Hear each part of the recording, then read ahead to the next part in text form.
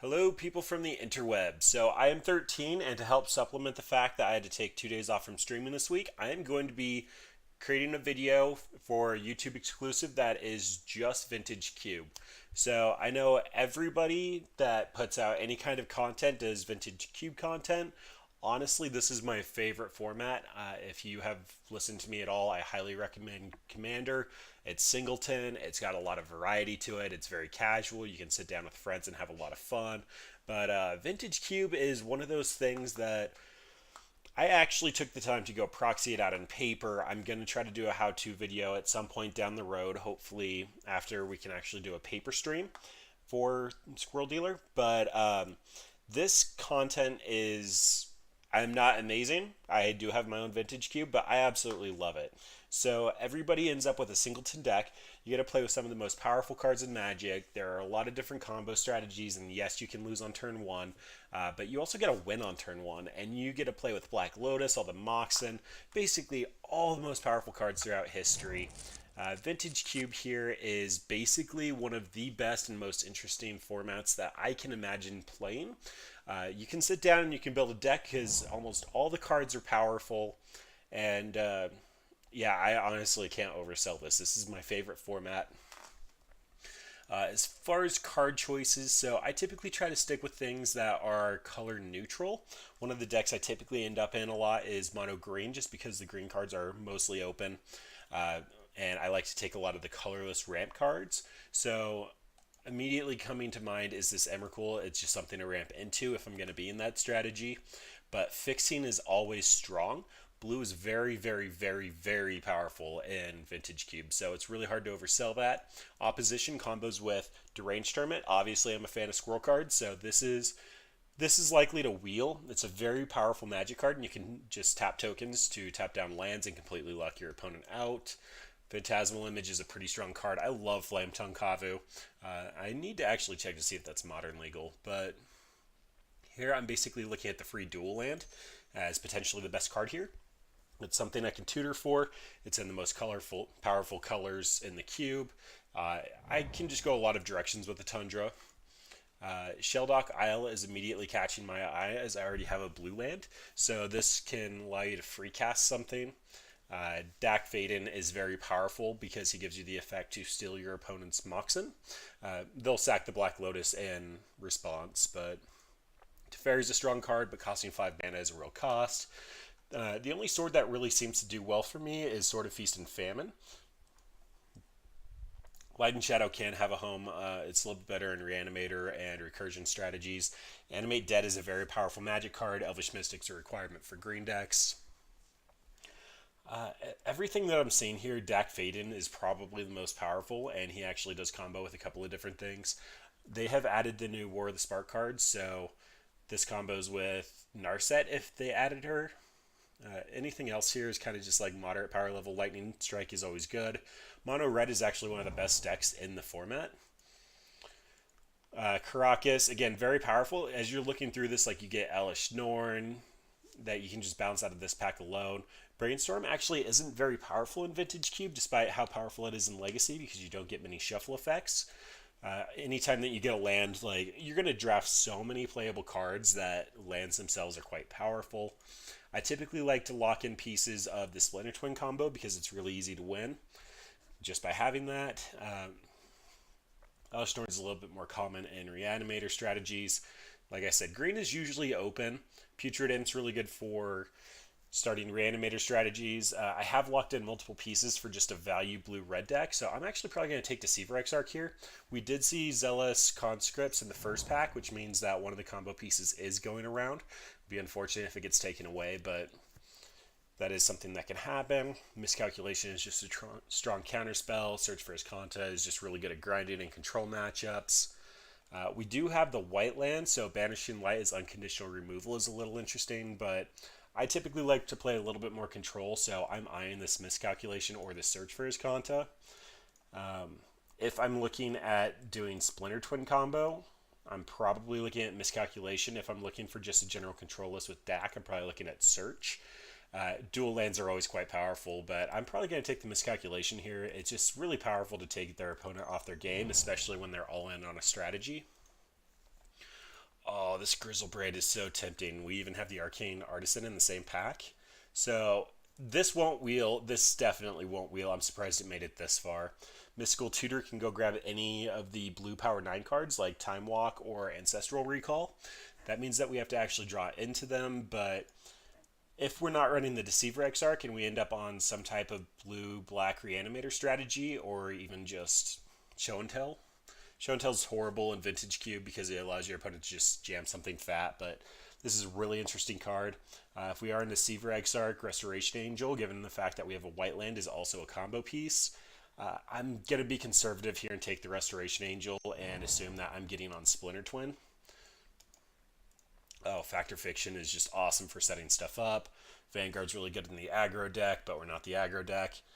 It's really hard to take advantage of the Winter Orb strategy. You need to get all the right pieces. Most of the time, people don't try to get them, so you can get into it. Looter and Core is also really good for looting to set up, but Factor Fiction is just card advantage and card selection.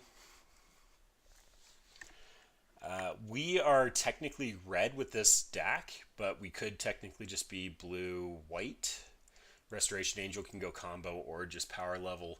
Pyroclasm's really good, and sideboard for getting rid of small things. Angel of Sanctions is really good for just general control. I'm not stoked about anything in this pack, but the Pyroclasm on the side is kind of interesting. I don't really think I'm a valueless, so I don't think I want the Angel. So a lot of people do grind this for value, and when they grind, they typically like the mono red deck.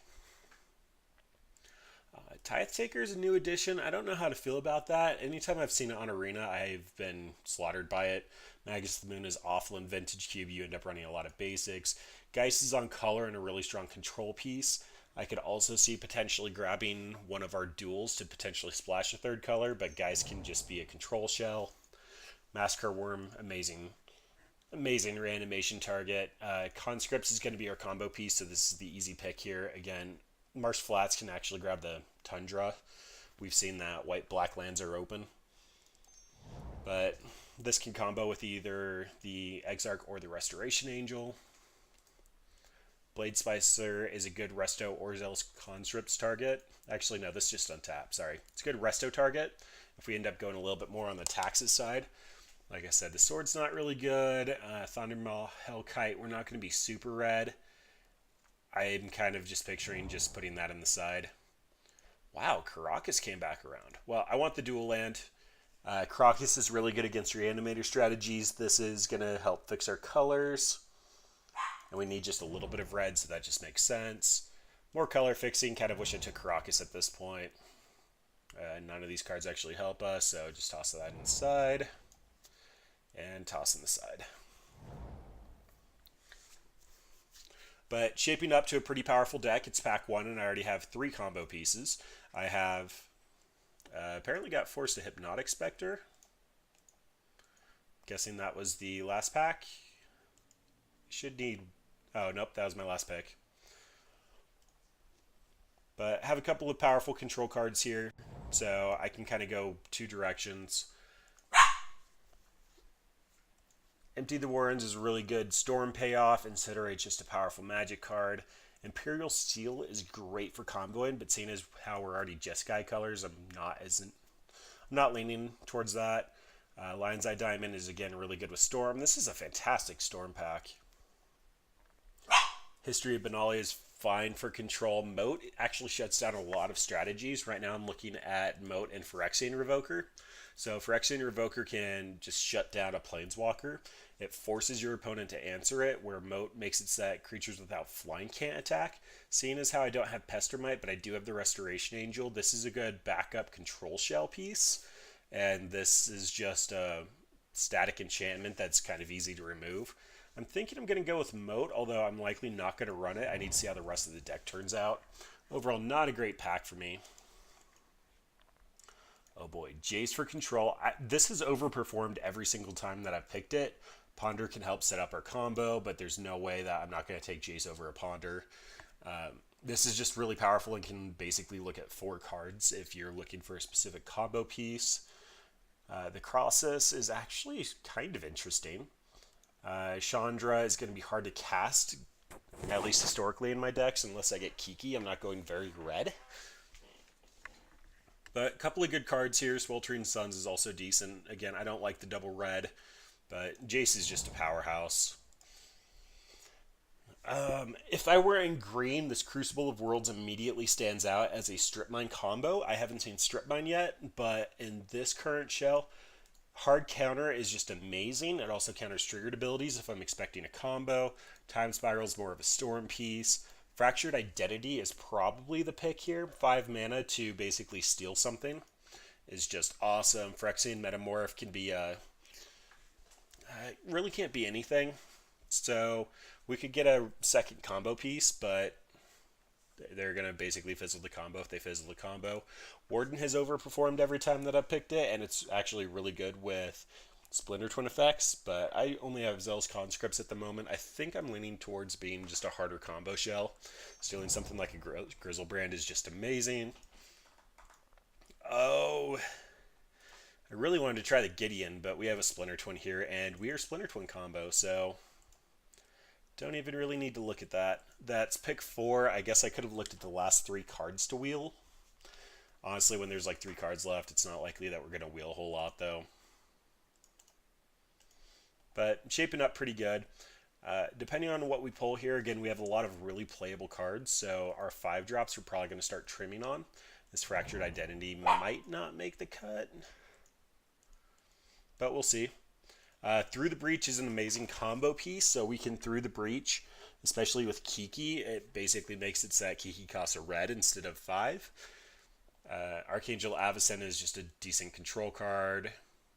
I'm looking at the Needle Spires as fixing at the current moment. Turnabouts for Storm, but it is a decent card just across the board. I can tap down other lands and then try to combo out. But Needle Spires, I'm probably going to have at least 23 playable cards, so Needle Spires is just an easy pick when I'm not overly concerned about anything else in there. Eidolon's just great in burn, so I'm guessing nobody in this pack is currently burn. Walking Ballista is fine. Smuggler's Copter is for Reanimator, but it's a decent threat. I'm likely not going to have a creature on the table. Walking Ballista is really resilient, but Wooded Foothills, if we end up finding a red-white or red-blue source, could be useful.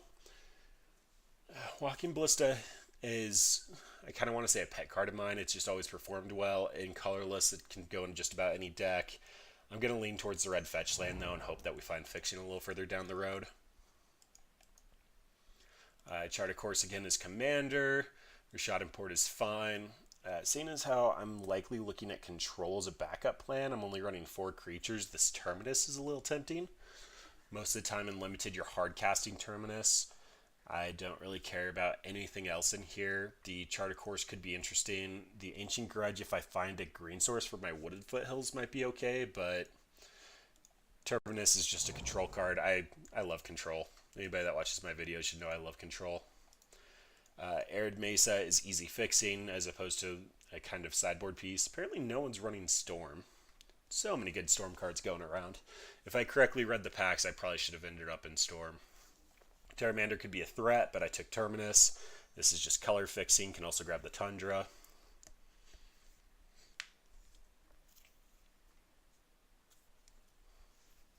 This Blade Splicer is also looking more interesting. With Splinter Twin, it's more likely that I'll be putting this in the main.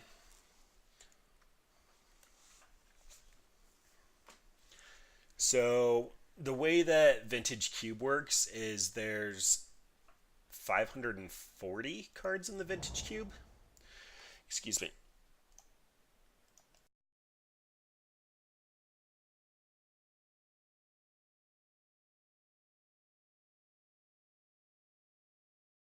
Wow, that was a horrible coughing spell.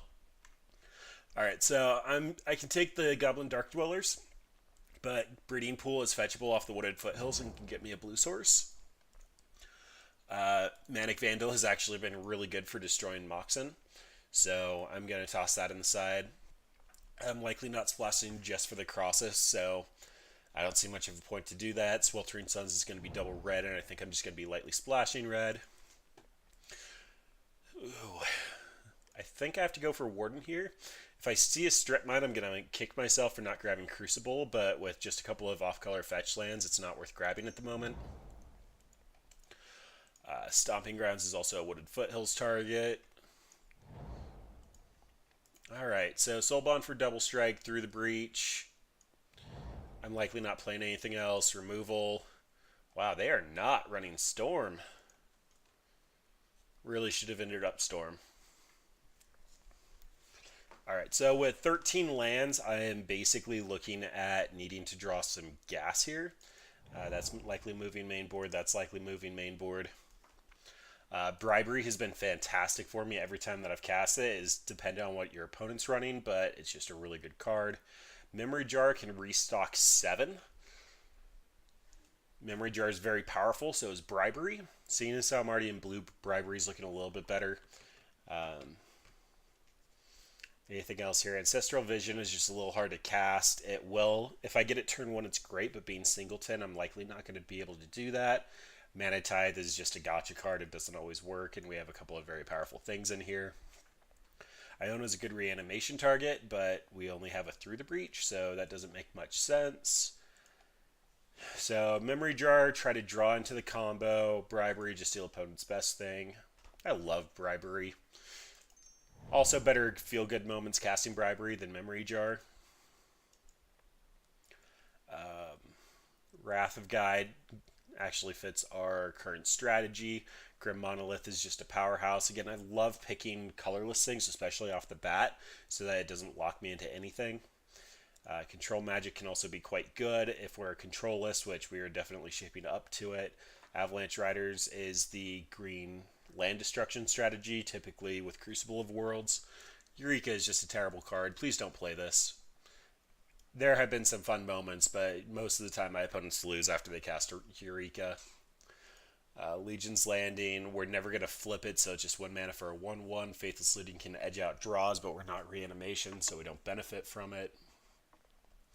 So I'm basically looking at Wrath of God and Control Magic. Control Magic is highest upside. Ooh, love me some Mold Drifter. And there's a Tendrils. Oh, and Color Fixing. And Fire and Ice. And Fire and Ice. That's actually pretty awesome that they're next to each other. Alright, so we can play Fire and Ice, but this has more potential to wield definitely than Mold Drifter. Runaway Steamkin, we're not a red deck, sort of Fire and Ice, we're not really a creature deck. This Hollowed Fountain is great, but Mold Drifter is actually a really good card, as well as being a decent Splinter Twin target. Palincrone, again, Storm card. There's the Strip Mine. We should have taken the Crucible. Oh well, you can't know that going in, and we have a pretty strong strategy. So Thran Dynamo can generate a lot of mana. We don't really have a lot of payoffs. Spell Queller is just a fine control card. It looks like we're shaping up to be a pretty decent control list with a combo finish. And I do need a couple of playables. The Terminus is looking less and less good as I take a bunch of random one-offs, but it does what it needs to. There is Kiki. And there's a Stoneforge and a blue-white Fastland. Alright, so this is our pack. We even have Counterspell and Gideon here.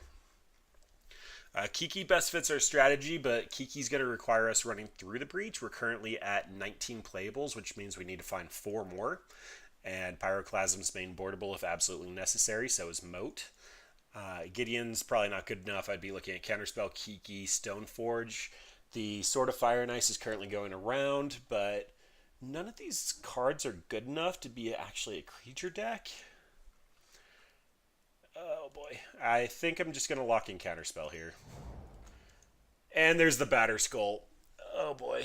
Mistakes were made. Horrible, horrible mistakes were made. Alright, so this pack, Armageddon can be really good if you end up getting a threat, but we have a couple of like 1/4s that can combo off. Hero will actually end a ton of games on his own. Batter Skull if I'm expecting Stoneforge to go around again, but I highly doubt that's going to happen. Smokestacks can actually lock your opponent out of the game, even without much synergy to it. I can look at Fixing, Treasure Cruise, or... yeah, Batter Skulls. Makes me so sad. It's right after Stoneforge Mystic. It's going to be the Treasure Cruise. It draws 3, and we don't have any way to utilize our graveyard at the moment. Wheel of Fortune. Oh my gosh, what is going on? We have a Wheel of... anybody watching this, yes, I realize I should have gone. Definitely should have gone Storm. So Expansion Explosion can copy a spell, and it's also a Sphinx's Rev in blue-red.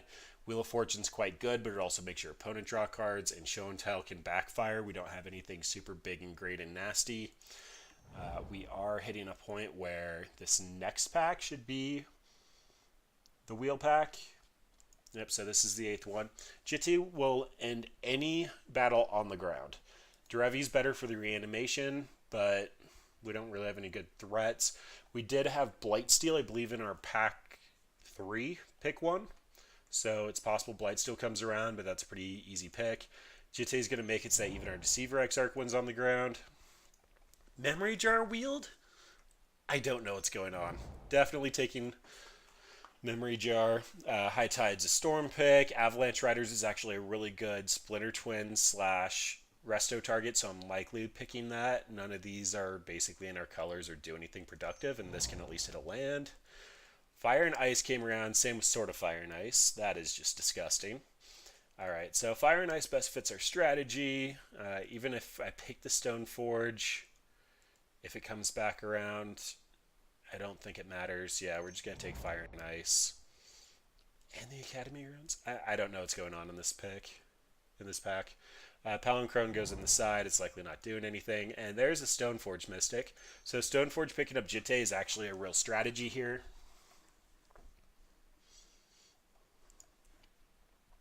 Jitte just wins everything on the ground. If you're not familiar with Vintage or Legacy, it's not even close. Jitte just wins everything. Does look like somebody picked the Batter Skull, though.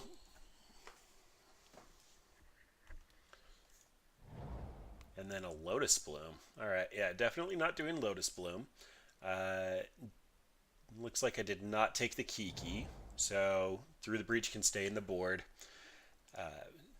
Need to cut... So that's 27. I need to cut 3 things to have 16 lands. Memory Jar doesn't really fit our strategy. We are 11 creatures, so Terminus loses some value, but it's fine on the sideboard.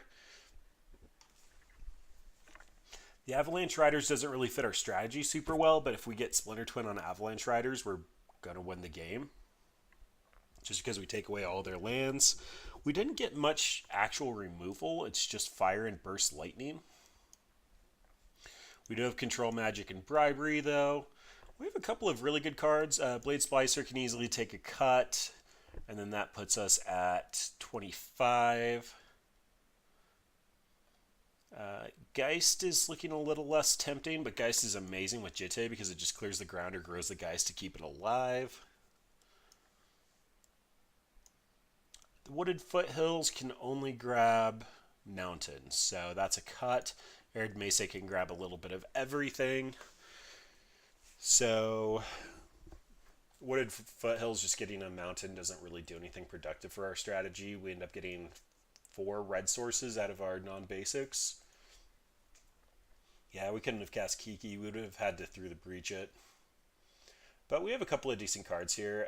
I'm looking at the Stoneforge package as potentially being bad. Jitte with 9 creatures is probably not worth it. It's just so powerful. It's not like being able to copy Splinter Stoneforge is going to do a whole lot for our strategy. Manic Vandal is kind of conditional, so it could potentially be a sideboard piece, but it is just 2/2 body and something Jitte can attach to. Jace is just fantastic. Control Magic is kind of mediocre, given the fact that we don't know what we're playing against. This could be a Bring In versus Reanimator. Then that puts us at 16 lands. We have 5 non-basics, so that should be 11. 5, 3, and 3. Yeah, it seems fine. The double red and Splinter Twin is going to be hard to cast, but we also have double blue and Jace and Bribery, as well as double blue and double red and Expansion Explosion.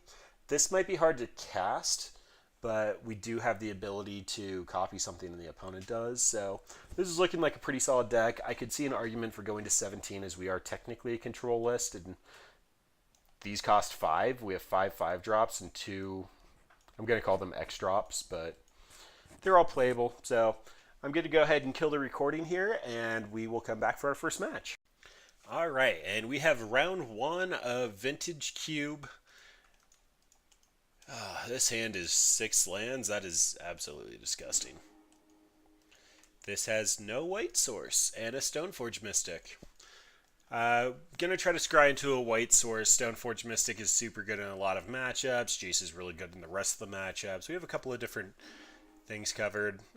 Don't need the mountain. So, mildly sad that I didn't get anything vintage power level. I'm basically running a no ban list modern deck, but oh well. Still should be a fun setup.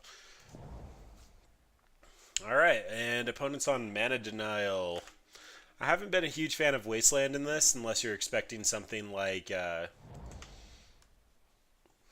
Karakas to shut down your Reanimator strategy. Like, yes, that was a 1-for-1, but it didn't really progress the board state at all. Actually give us time to try to draw into our white source.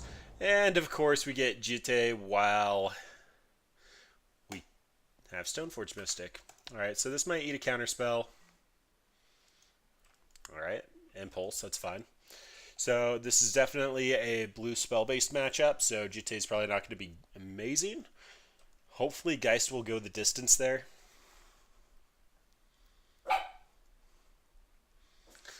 Next turn, probably looking at Deadling a land with Deceiver Exarch, and then running out Geist the following turn if I find my white source.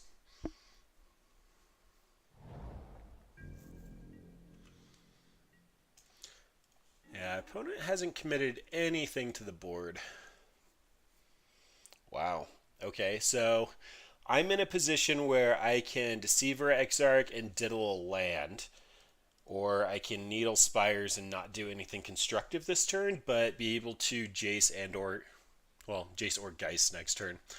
I'm on the white source. I really want that white source. I'm assuming opponent's missing a color as well. It's really hard to draft single color, especially something as powerful as blue, where every deck is trying to be at least a little bit blue. Alright, going for Mystical Tutor. So that means they're likely getting a Ancestral Recall. Frantic Search. Okay, we're playing against Storm. That's a good thing to know about. So we need to start applying pressure. And of course we get our white source. So I can try to slam Jace. At this point, opponent can have any number of counter spells. I think what's going to happen is I'm going to run out my plane, so I'm representing the most, and have Deceiver Exarch ready to diddle land if they try to High Tide. It's not likely, but at least a Deceiver Exarch with a Jite active is going to be a threat, and I should be able to Geist and equip Jite next turn. So I'll at least be able to start applying pressure to our Storm opponent, who is looking more and more mono blue.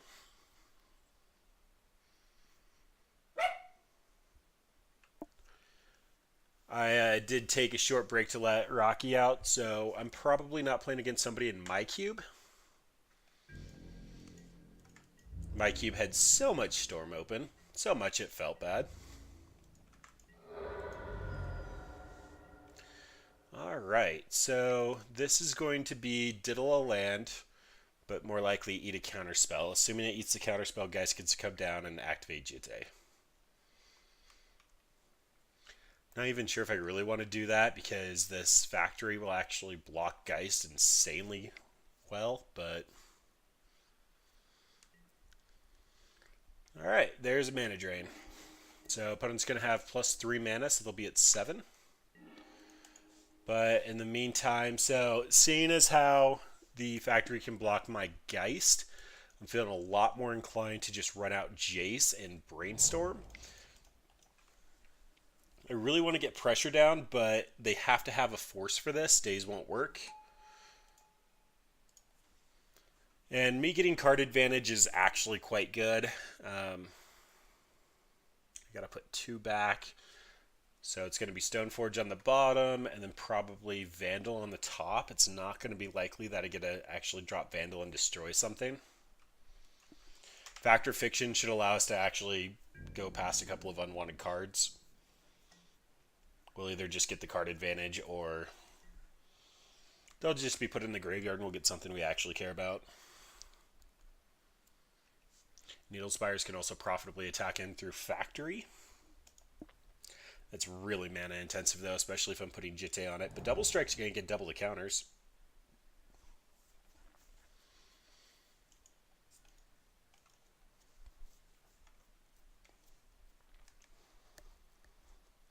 Opponent is down to 4 cards left. They're looking a ton like Storm, so they've got to really start committing towards something here. I did leave myself open to them just high-tiding and having 10 plus mana, but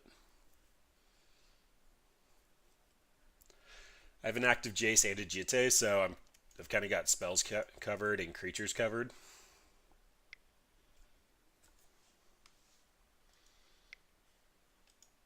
I also get a fun little trick where first strike happens, I'll get 2 counters on Jitte, and then I can grow it by 4/4. Hit for 6 more. Frantic Search without any mana doubling going on is actually super bad. If they're just digging for their extra color, that would make sense, but most of the time you need a High Tide or a Heart Spring. I'm blanking on the name. Mirari's Wake, basically anything that doubles your mana. So you're actually netting 3 mana.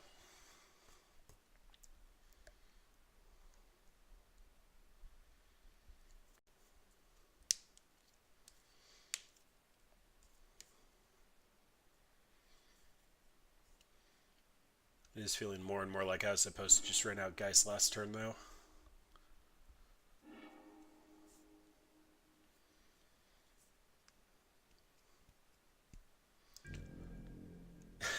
And they just let the mana expire? Okay.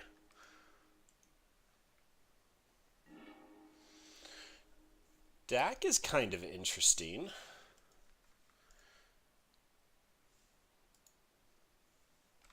So Fact and Fiction can fill the graveyard for Treasure Cruise. I have my land drop for turn. Mystic's not going to do anything, so that's definitely going back first. Then probably Treasure Cruise, as I'm not casting it this turn. Land drop. 6 mana open from opponent is kind of scaring me. So 5 mana into Mold Drifter means I'm doing nothing else. Evoking Mold Drifter means that they have to counter it, otherwise I'm just drawing 2 cards. Dak also can start a clock as well as... Yeah, so I think this is going to be a bait Dak into Geist, and I'd rather Geist actually resolve. I can also loot away the 2 bad cards that I don't care about. Torrential Gearhulk, huh? Okay, that works. I'll just Manic Vandal it. So they'll get the mana drain. They'll get 3 more mana, but they just wasted it last turn. So I'm not sure about opponent's deck. They seem like they're a weird, awkward, like, control list, but it's mono blue. But resolving a creature is kind of a big deal. It also means that my Jace is going to survive. That did technically leave me open to daze.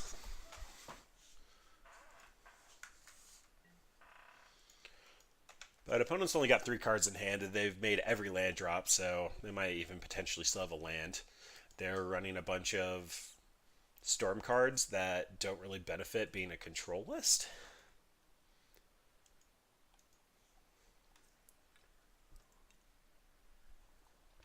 Yeah, mildly confused by that. So Factory actually has to still stay on defense here.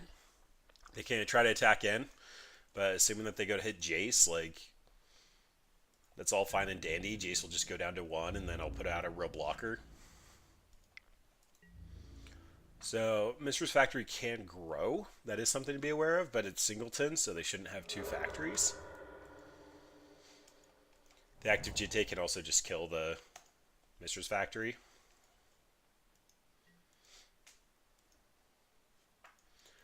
Are they going to try to port me? That was their draw for turn.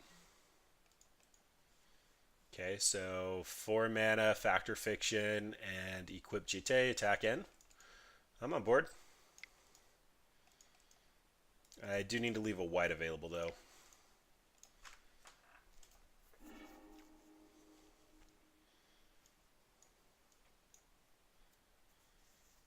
Oh, that did expose my Treasure Cruise.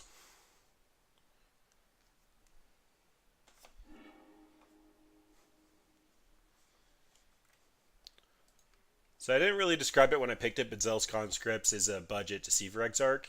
It'll untap something that makes a clone. Opponent did get rid of a Deceiver Exarch, so a couple of different options for opponent here. It's currently standing, probably taking conscripts for the land. No, this is way too powerful. So this is my combo as well as drawing 3 cards. Yep, that resolves. Perfectly A-okay.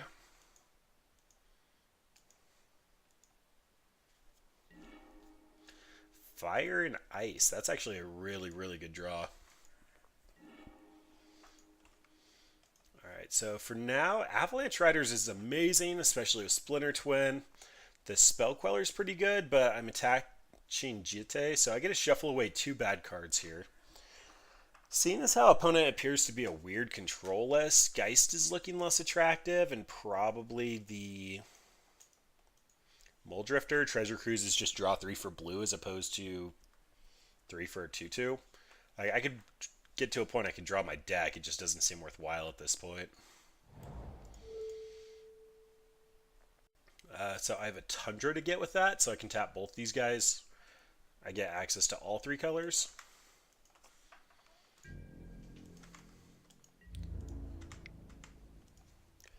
My deck is doing what it wants to do.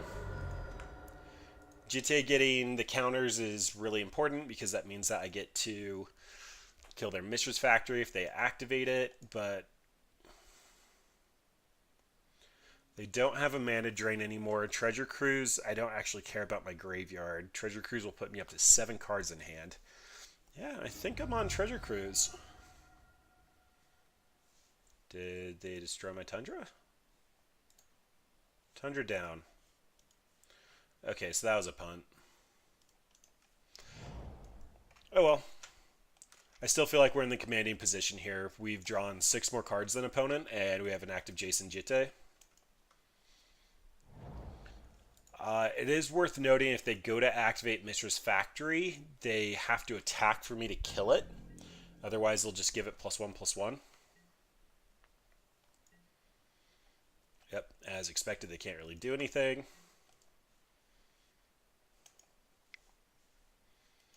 This time, port's 100% happening. Counter spell's an amazing draw. Alright, well, we did put good cards in our deck. Fairgrounds Warden is not really what we want to see here. Put another land on top. We don't really need the white yet. Go to main. Feel free to equip that. So opponent has 2 cards in hand. We currently have 7 mana. I think right now we're just on the beatdown plan because the beatdown plan is going to be 8 damage plus 8 damage next turn. So we're going to hit for 2 here, be able to represent 10 more. Then the double red is actually being kind of painful, but we have a pseudo counterspell, the literal counterspell, plenty of good cards. Yep, we get our counters. It's also good form just to keep the 2 counters active on this because it means that, I guess at 3, because they won't have blockers. Being able to pump that is actually really annoying for Jitte math. Yep, don't care. There's our land for turn. I probably should have waited until after Jace. That's not very good. I really like the Resto here. It's actually probably Fire and Ice going back on top at this point. We're just in such a commanding position. We control cards in hand as well as spells. So remove a counter, gets +2/+2. Move a counter. We can just hit for 6 here, represent lethal for next turn.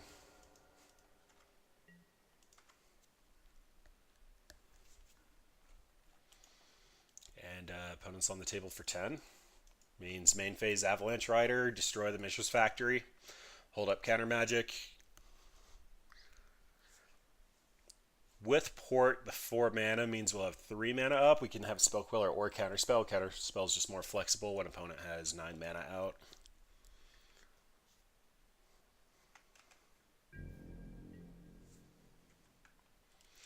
I could Resto here. I don't really see much of a benefit to it, though.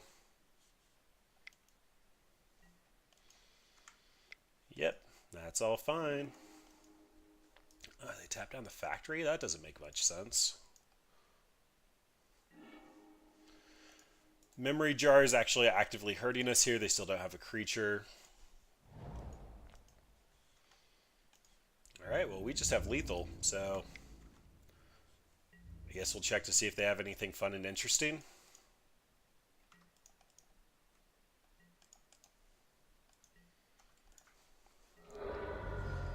Nope.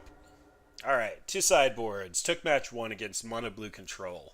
So basically all the creature removal should go out. Jitte still showed itself to be a powerhouse, as well as if they're trying to counter our combo, that's a little rough. Blade Splicer probably comes in just as resilient threats. Being able to create a 1-1 and a 4-4, especially with Jitte, is actually very powerful. Opponent, I don't think, is trying to attack us, so Moat's not a requirement. Armageddon could be cute if they are Storm. If we go to game 3 and find out they're Storm, that might be important. Don't really need the Terminus. Palincrone, just weak to counterspell magic. Fractured Identity will take a non-land permanent, so we could technically get a copy of... Oh, that is amazing. We could steal their Torrential Gearhulk and get a copy and then recast the Fractured... Oh, no, Torrential Gearhulk, I believe, only gets... instance. Still a couple of fun options there. As far as cuts, looks like we only need to cut one thing. I'm expecting Memory Jar to just benefit the opponent more than us. Miscalculation still seems fine. It would have been awkward drawing it super late, but we can just cycle at that point. Avalanche Riders taking Port or Wasteland is probably okay depending on how early we get it. They didn't really show us artifacts worth blowing up. I'd try to prefer to keep the curve down.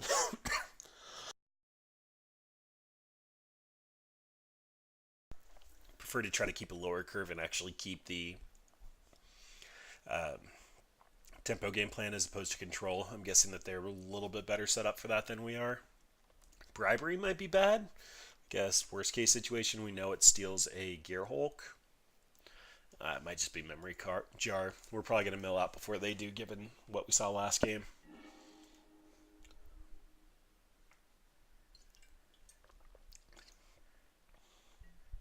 Alright, so we can copy, mana drain. We can just counter a spell. We still don't have our colors, but we're on the draw. I'll give it a shot. I really don't like mulliganing. And I technically have 2 castable spells in hand, as well as like one of the best hosers. Alright, there's a mana vault. Hopefully we get up to Miscalculation mana before they start cashing it in. Mana vault's going to make it so that they have 5 mana next turn.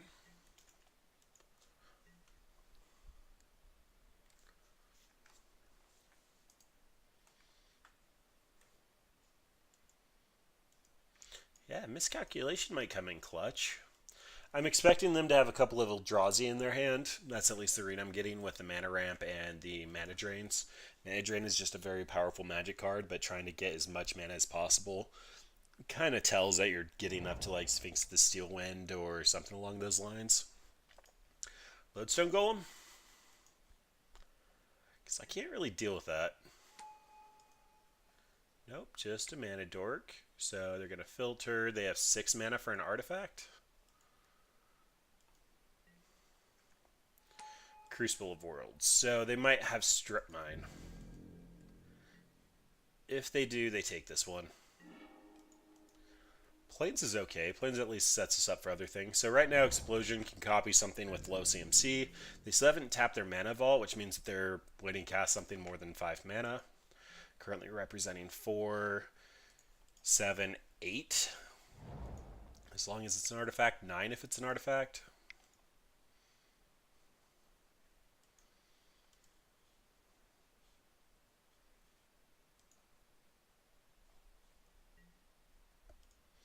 Hangerback Walker for 3.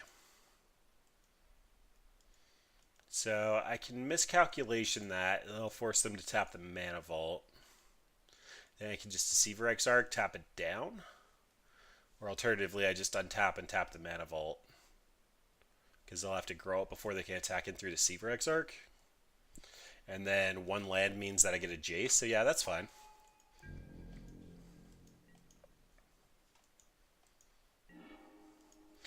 Blade Splicer. So, does Blade Splicer change anything? I think it's just hold up counter magic. I'll take beats for 3 if I have to. Tap down the Mana Vault, assuming that miscalculation doesn't work.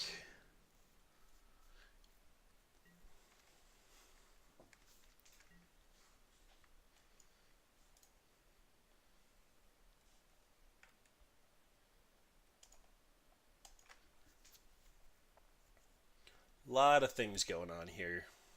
Opponent is down to 3 cards in hand. I have a couple of options, but...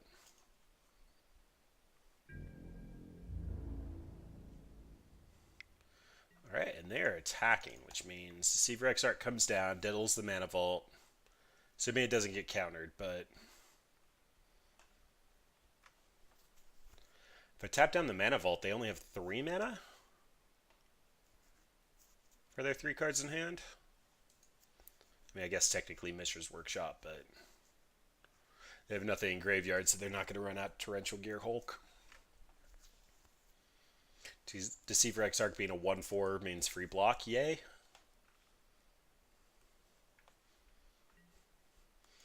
Alright, they got the mana drain. So they're going to be representing a lot of mana next turn. Bouncing the hanger back is actually actively bad for me at that point. Love a land to flash block the hanger back walker.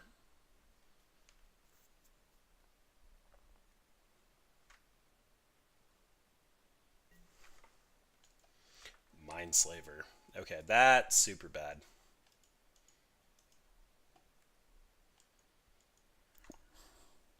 I'm half expecting them to have Academy runes at this point so that they just get the loop. Counterspell. Doesn't do a whole lot. So I can Blade Splicer, doesn't really do anything. I guess I'd kill the Hangerback Walker, but then I have to deal with the tokens. Opponent's going to untap and be able to Mindslaver me. If they do, then they won't be able to cast anything. Yeah, let's do that. They don't have the counter magic up, which means that this is fairly safe.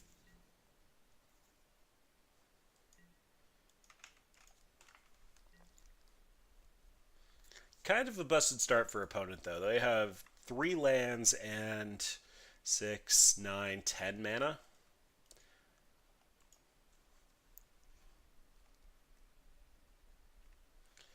Did I trim the Manic Vandal? I did not, so that is technically a live draw.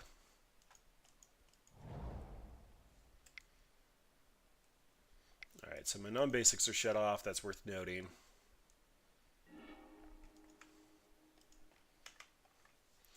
Yep, they get to take control of us. We'll see if they have the Academy runes.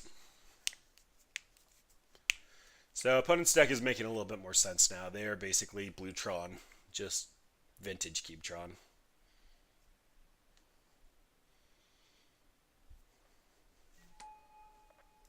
Ooh, and they have the Forge Master. So I might be getting one shot by Blightsteel here.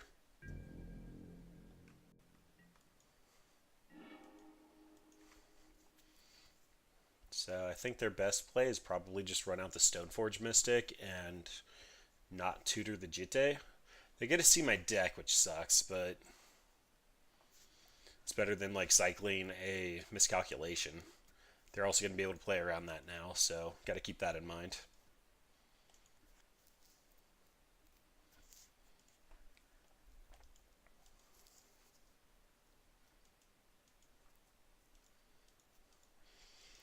We had kind of an anemic draw, so this is looking a lot like just taxes in Modern. At least until we see a little bit more mana, then we look a little bit more like Stoneblade, I guess.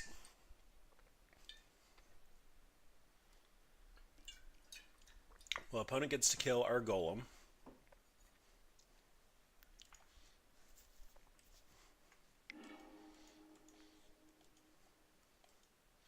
Alright.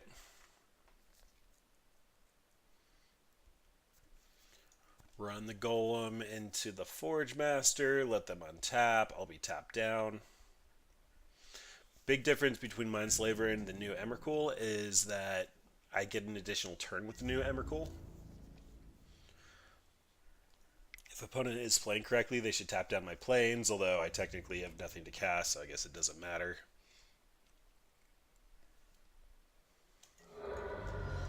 Could also see opponent sacrificing the Hangerback Walker, the Mana Vault, and probably the Rakdos Signet since it's off color ramp. Just go get a Blightsteel and one-shot me. Get a couple of Thopters.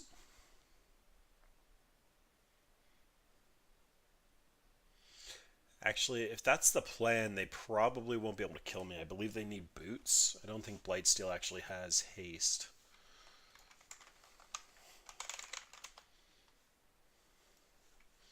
Yep, just trample and infect, and then replacement ability to shuffle it in.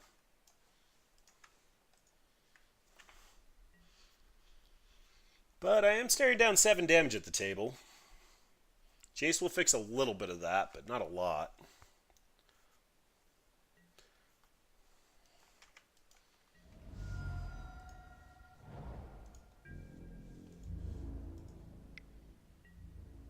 Alright, so defensive Forge Master. Alright, there's a land. If I run out the land, opponent knows what I'm doing.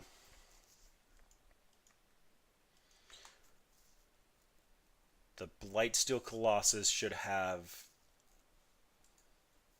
the ability to one-shot me.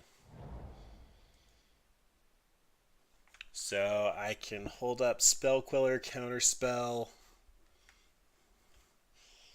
and basically twin cast, or I can Stoneforge Mystic, hold up Counterspell. Stoneforge will make sure I don't get one shot by poison damage. Also get a card out of my deck. Won't be a shuffle effect for Jace, but that doesn't really matter.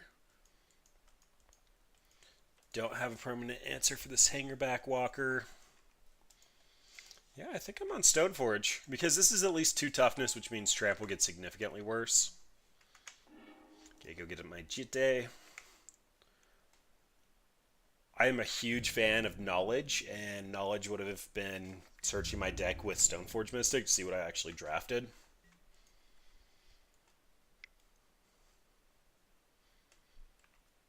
Yep, so opponent's cashing out.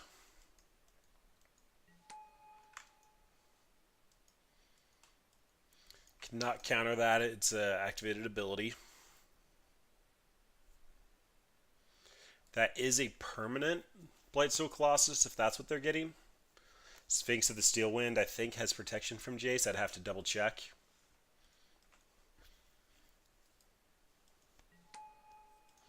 Battlesphere. Okay. That's not as bad as I was thinking it could be. I mean, it's still basically going to kill me this turn, but...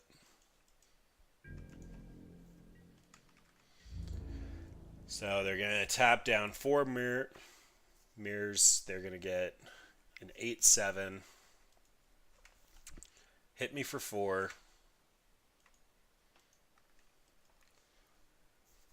I'd love Fracture Identity. Did I trim that? I did not. Stoneforge is doing me literally no good.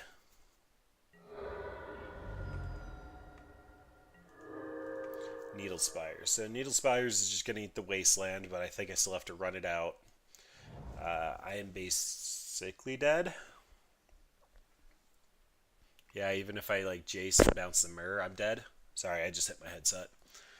Jitte doesn't do anything productive. The Restoration Angel's still only going to be able to block 2 things. Yep, that's it. So opponent has shown that they have Hangerback Walker and a bunch of ground threats, but nothing overly threatening. This moat's probably not good enough. Yeah, I think we just need a better start than that last start. That was super awkward. They also had, like, the nutter buddiest of draws that they could get. Alright, so Spire Bluff is probably eating a Wasteland. I'll get another land to evoke Mole Drifter, just hardcast Geist, Splinter Twin. Splinter Twin on Mole Drifter seems interesting. Excuse me, but I think I can do significantly better than this. Burst Lightning's not going to do a whole lot. The Counterspell's not going to do a whole lot. I can't really draw into my combo. Spell Queller is in my hand. So I can try to mull to a Stoneforge. This is fine. This is just a turn 1 Wasteland. It's a turn 1 Wasteland.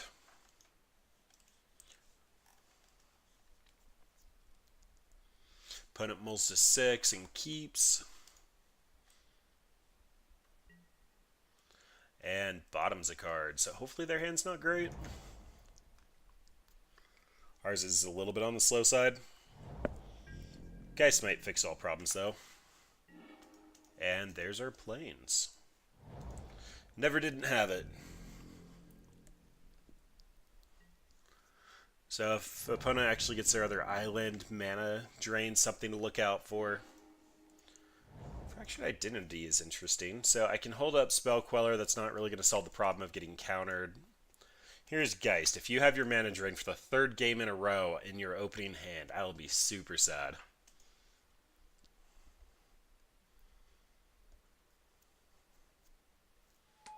Apparently not. Alright, so that's going to be hard for them to answer. It's also going to be a legitimate clock, so I can just hold up Spell Queller. Being able to clone something seems pretty good too.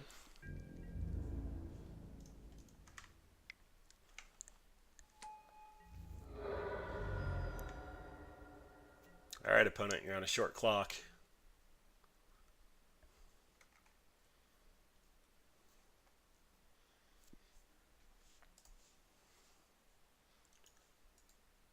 I was really excited about this card for Commander. It seemed really good.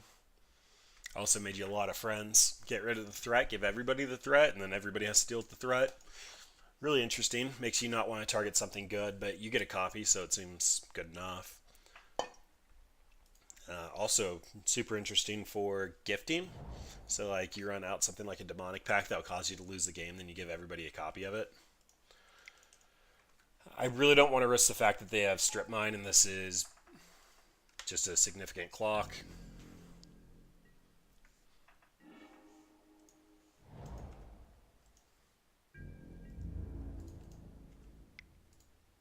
Actually, let's turn off auto yields. I might be casting Mole Drifter here.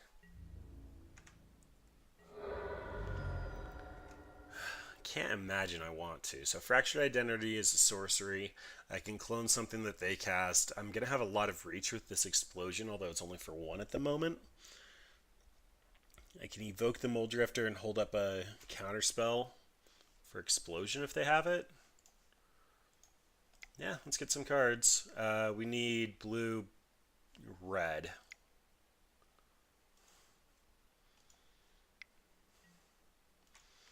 Yep, there's your Mystical Tutor. I probably could have gone and tutored for something like Counterspell, but that would have cost all my mana.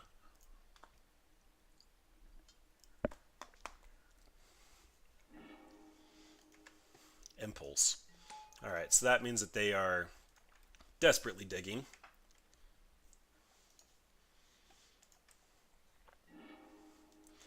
And there's Stoneforge Mystic. So if they happen to clear the board through our clone, they're still going to be pretty solid. Otherwise, representing 8 damage on this table, they need to figure out how to answer the Hexproof Geist of St. Taft.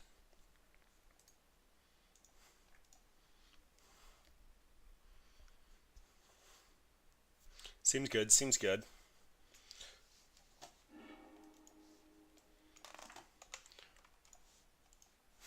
Little late. I just updated the record and now it's over. Alright, well we took our first win. That's good. So currently 1-0 against the mono blue control-y artifact-based deck. I'm guessing they were looking for Tinker and never got it. Although they had the Forge Master and they only went and got a Battle Sphere, so I don't know. They probably didn't get a good payoff. This hand is a Stoneforge Mystic into Jitte, and we're on the draw. Seems good enough. they're on Mox and we find a red source, Dax live, although I think we have a total of 7 red sources.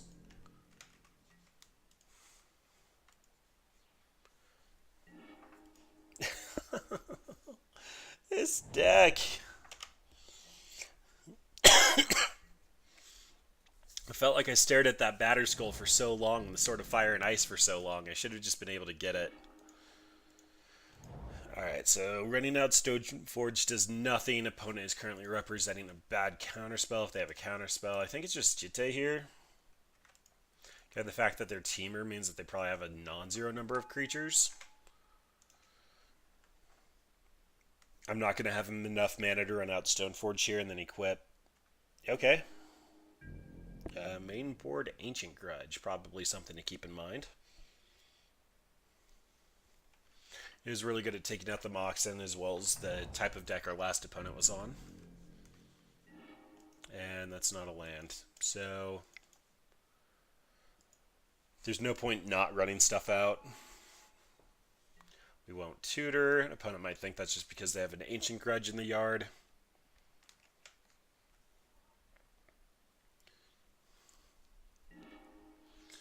And a Manic Vandal. Alright, well I guess we get some beats in.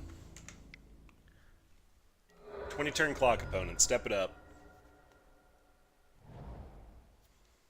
And therefore color. Alright, red source to kill my Stoneforge Mystic is probably fine. Nope. Guess we'll take a look at their deck and then probably move on to the next match. Or any land is going to be a Fairgrounds Warden. That might be okay. I can actually cast Ice to draw a card. Manic Vandal's not going to save anything here. I kind of don't want to show them red unless I absolutely have to. Actually, it looks like I have to, so Manic Vandal.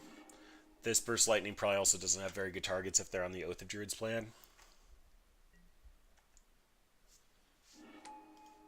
They revealed 6 cards for Terastodon.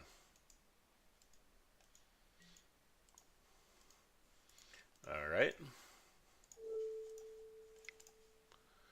Tap down Terastodon, get a couple of elephants. That's a Needle Spires, it's not dead.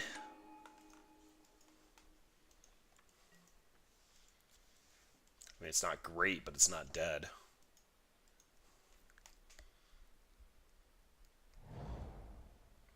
So Burst Lightning is representing a shock. That doesn't do a whole lot. Fairgrounds Warden can take Terastodon. There's a sad robot.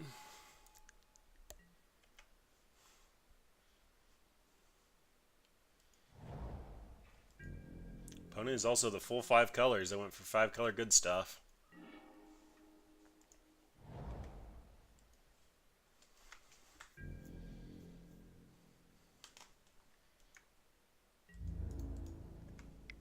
Oh, I didn't mean to attack with Stoneforge. Oh well. We weren't winning this anyway.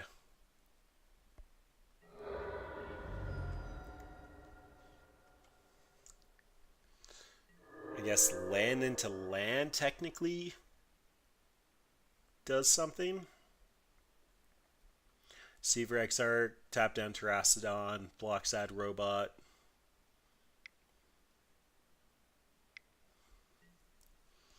And that's an Inferno Titan. Alright, so this is a matchup where Terminus comes in. Yeah, we'll move on. Opponent apparently has no issue showing me their deck, but we can move on. Control Magic comes in. Burst Lightning comes out. Terminus comes in. Manic Vandal probably needs to come out.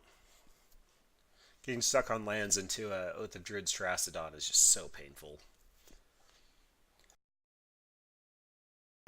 Opponent's 5 colors, so the Avalanche Rider should be fantastic.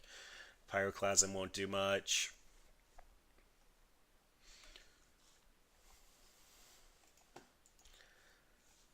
I keep looking at this combo like it might be worth it, but I know it's not worth it, and that's us 2 mana as well as a Palinchron.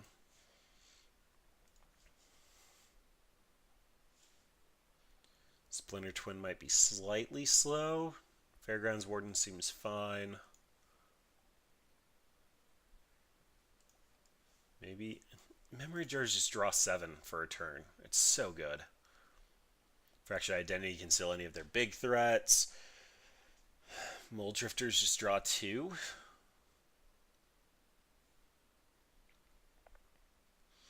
Probably taking out Stoneforge Mystic because it's our worst Oath of Druids target if the game goes long. Being able to tutor up a single card has proven to be quite bad. This doesn't do anything overly productive. So Restoration Angel and Splinter Twin don't combo because you'll end up flickering. Well, first of all, you can't exile. You have to target a non-angel, but you'd end up dropping Splinter Twin when you flickered if you could do it. This is potentially a turn 3 Geist. Yeah, that's not going to work. Alright, this kind of does things. I need to find a land, but Spell Queller and Factor Fiction are pretty good. Bribery is just going to take the best card in their deck.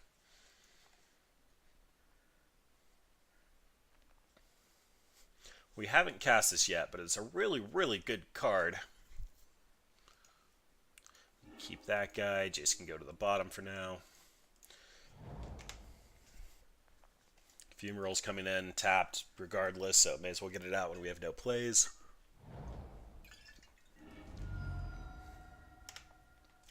Mars Flash immediately crack. So they have a turn 1 play.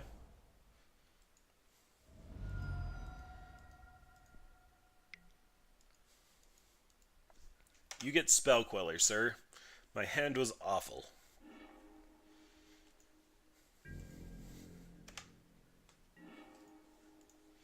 Alright, so far they don't know about the plains. The Arid Mesa doesn't really need to get cracked yet. We probably want to do it before we get our Tundra, just because we have one of our plains and one of our mountains in hand. It's technically best to crack for duels that your upkeep. Minor percentage points, but may as well go for it. Opponent has a pretty sweet deck.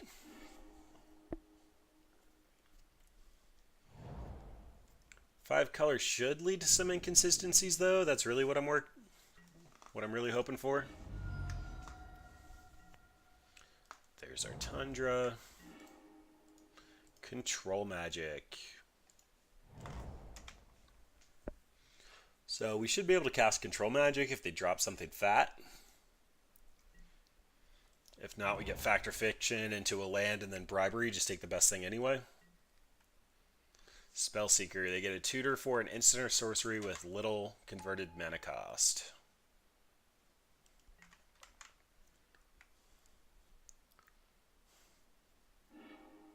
Channel. Okay. So Control Magic coming down next turn seems pretty good.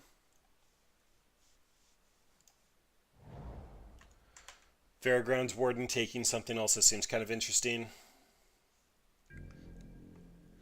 Right now there's no point to take the Spellseeker, so I'll just hold up the Control Magic and Factor Fiction in step or whenever they activate Channel.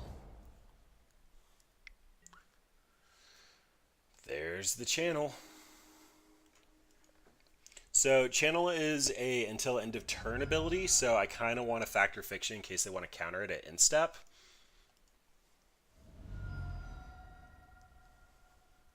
This is a Nulmog, I'm in pain.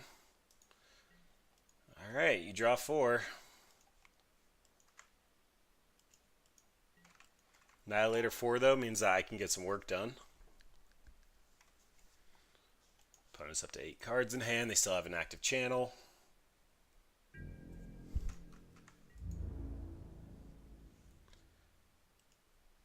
I take 1. Ouch, the pain.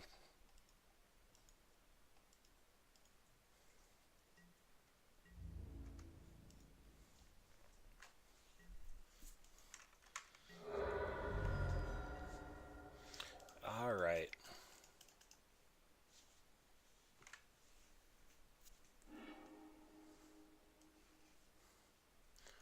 Okay, so that's lethal. I think opponent punted. I'm going to take these 5.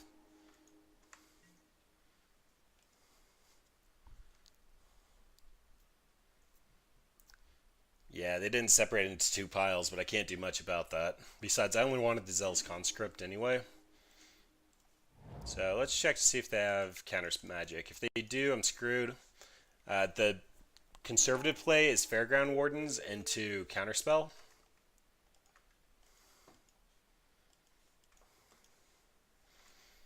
But that worked. Alright, does that change anything? Blade Splicer does nothing. Armageddon could technically work. Moat could technically work. This actually might feel like a Moat matchup. So they've shown us a lot of stuff on the ground, and Annihilator won't trigger if you can't attack. I might be making the cut from Moat into Memory Jar. But that type of play is why I like Vintage Cube, because it really sets you up with your singletons to have a fun and engaging game of Magic. Oh boy, this doesn't do much, but it does moat the opponent out of the game, and it doesn't give me a creature I have to cast early, so guess I'll hang on to that. If they do happen to have Strip Mine, I'm running on an island first. It's not likely that they have Wasteland, but if they do, Tundra is just a little bit safer if that's my turn 4 drop, since I need the double white for moat. Likely Voking Muldrifter so that it doesn't turn on Oath of Druids. Miscalculation. Okay, so that's pretty good.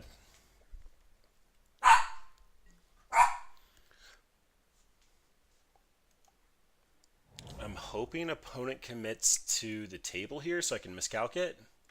Yeah, you don't get Jace.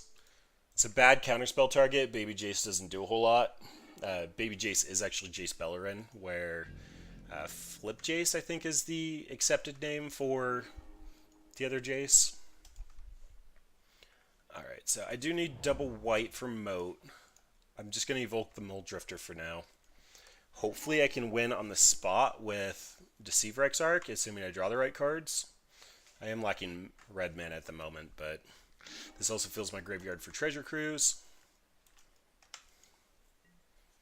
Alright, those are cards.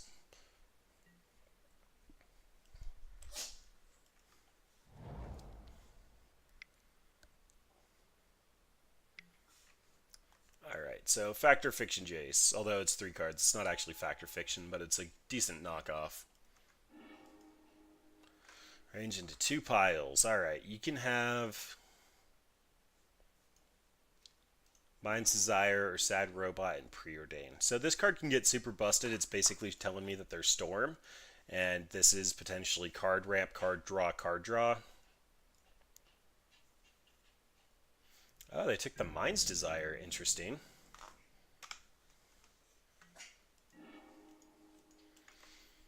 Alright, so I can just jam Moat here. I can Diddle a land. No red sources means that I'm not very close to comboing. Deceiver Exarch and Resto don't combo. I kind of just want to get some damage down for this Jace. So that can be Spell Queller or Deceiver Exarch, however I see fit.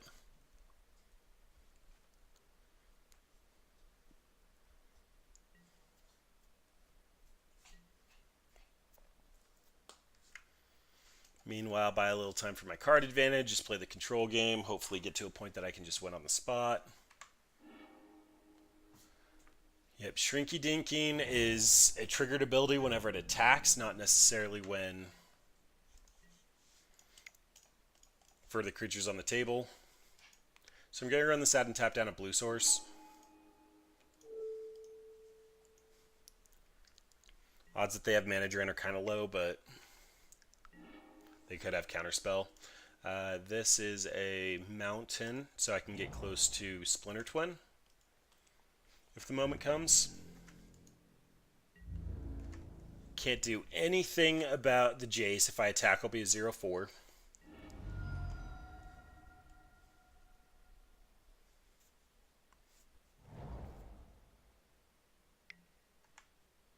Alright. So opponent has black, blue, red, green, white, so they have all 5 colors and 5 mana. Spell Queller is likely not hitting much here.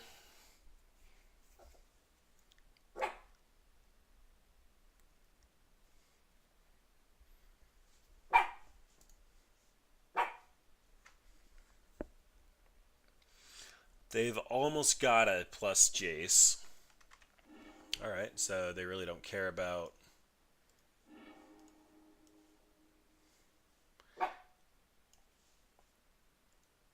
Jace dying here. They hit some really good cards off of that.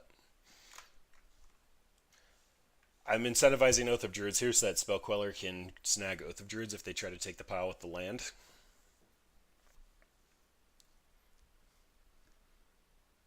If this is sneak attack, I might just lose here.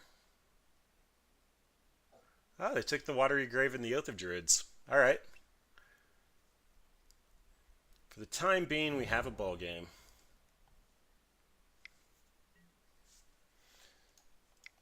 There's Spell Queller. Do not want to see that Oath of Druids.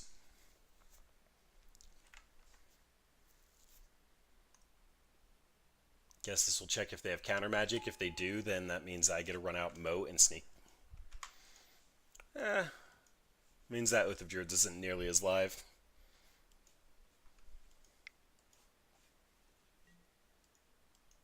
Alright. They wanted it. They really wanted it.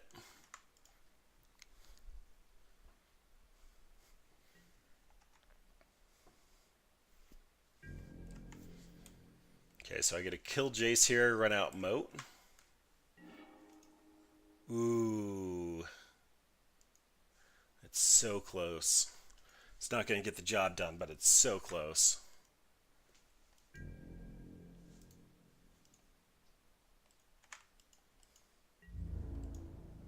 So we're going to kill Jace.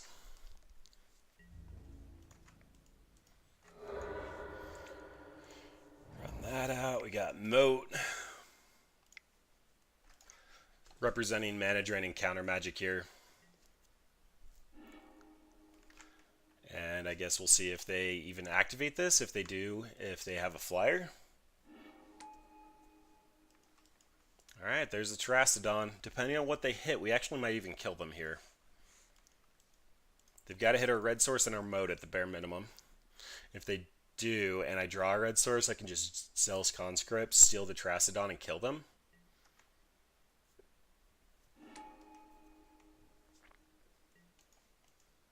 Alright, no red source.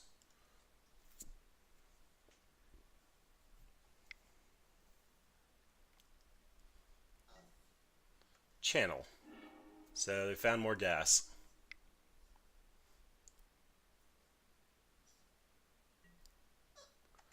Alright, there's a Gush.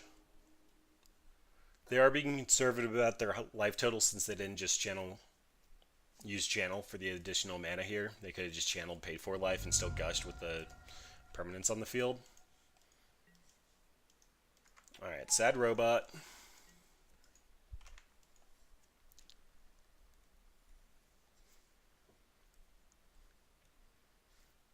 So if I steal Terrastodon, can I win? I don't think I can. Terrastodon's just going to get chump blocked. I can get in for 4 right now.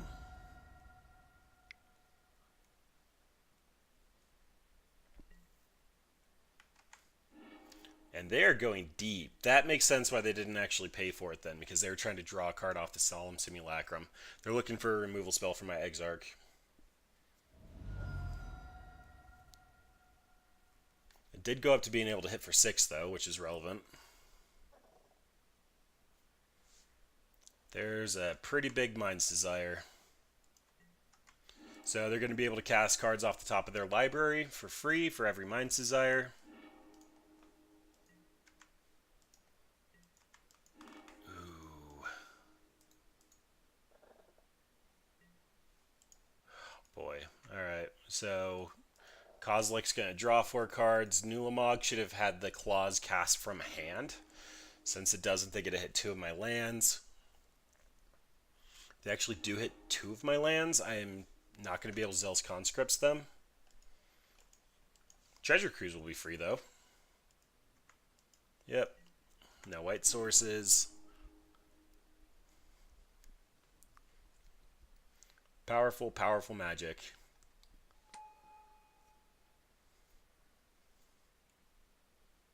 Funny enough, if I chump block, I could kill them if I draw a land in 2 turns. I'll just mill them out with Ulamog.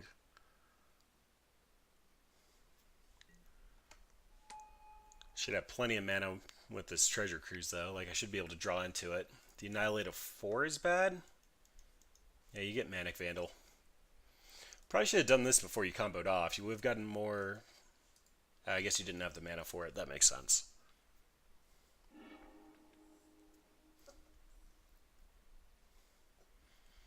They did discard another card for me. Don't think I pulled any fast mana. Counterspell.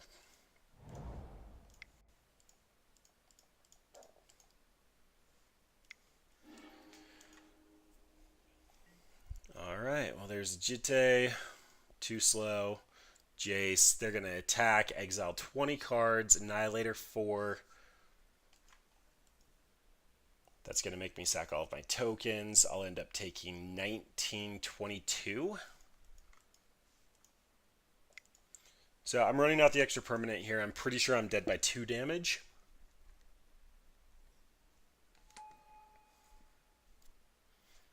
But I should get one more fresh draw. If the last card is a land, then I can technically Zealous Conscripts after the fact. These are my 4 sacks. I'll end up taking 22, 31, 34. I guess that doesn't work anyway. I cut it. We'll see if the opponent attacks. It should only take a second for them to declare it. And all that was determined by a single land. I guess any other permanent.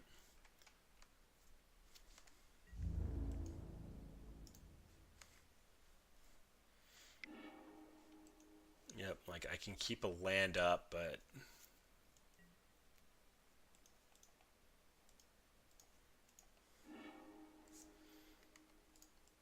still dead. Alright, whatever. We did lose that one. Opponent was 5 color, good stuff. They got their good stuff out. Channel Ulamog Kozilek. It's really hard to beat that. Like I said, it's still a ton of fun to play, though. Like, I was sitting on that Zealous Conscripts, like, with a single land, I would have easily just attacked, exiled their entire library, and won the game on the spot. So it does lead to some interesting gameplays. I love Vintage Cube. It's just so much fun. Meanwhile, still 1-1. Hopefully going to go 2-1, at least get our entry fee back. Deck was a little bit on the underpowered side. We did get to see what some of the shenanigans like Channel can do. This is Wandering Fumarole, hold up Counterspell, hold up Spell Queller. Yeah, our curve. Tap land, Counterspell, Spell Queller.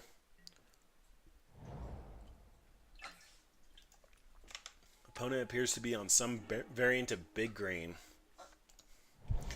Miscalculation is going to be a better turn to Counterspell. I also need to fire this off as fast as possible because it's going to lose text here in a moment.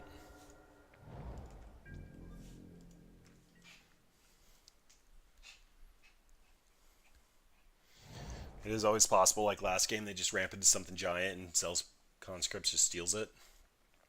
There is a Thran Dynamo. Big Green, you do not get mana. Not on my watch.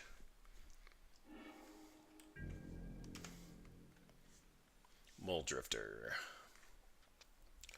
I think I'm better off on Counterspell and Spell Queller than Muldrifter. I think at this point I'd prefer to actually hardcast Muldrifter and try to get some card advantage. Alright, yep, I take 1. Not going to try to fight that battle.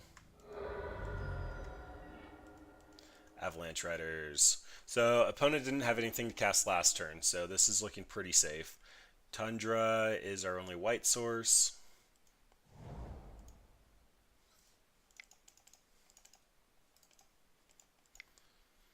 Avalanche Riders has haste. I'm going to get in for 2 and destroy one of their forests. And hopefully they didn't pick up the fast mana for another good turn on this. Good play on this turn. It's also possible I want to keep Avalanche Riders. If I draw Splinter Twin, I'll just end up putting them off of all of their mana. Green Suns for 3. That could be just about anything.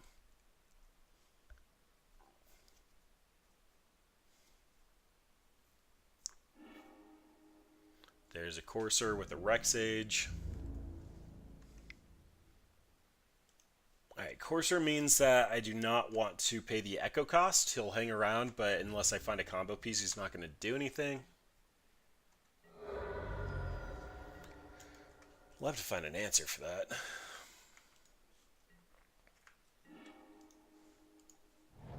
Alright, so that's 1 damage. I can hard cast Mole Drifter. They won't have anything to do about it. Zealous Conscripts can steal something good. So you may destroy. They're not going to be forced into killing their own Courser here. Zealous Conscripts will hit for 5. They're at 18. That's not good enough. Yeah, let's just hard cast Mole Drifter, see what happens. Opponent's at 5 mana, which means that they're going to probably be able to play off the top of their deck, get some card advantage going, and Bribery is the best. And that's a channel. So Bribery will also make them shuffle, which is worth noting. Oh, they're up to 7 mana? Not great. Nope, not blocking that.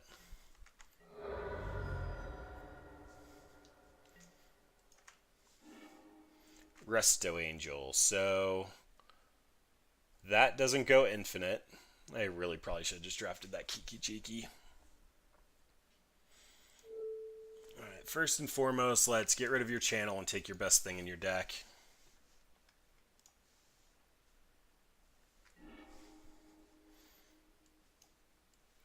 Alright, so there's a Crater Hoof. I don't think that actually kills them. Oh, Emrakul. Derp to derp. Acidic Slime's probably a fine answer, but let's take a screenshot.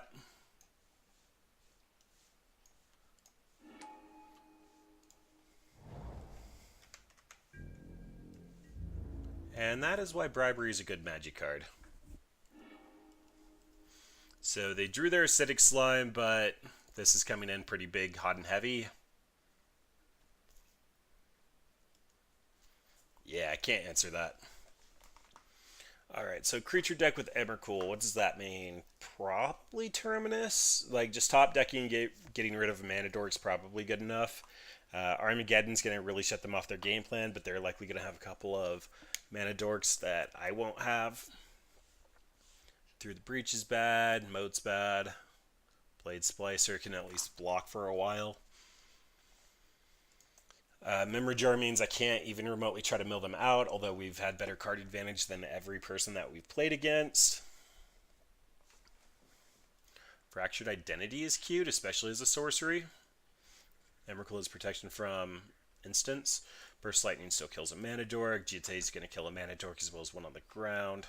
Miscalculation seems bad versus the big deck, but we still get a cycle and get an early mana leak.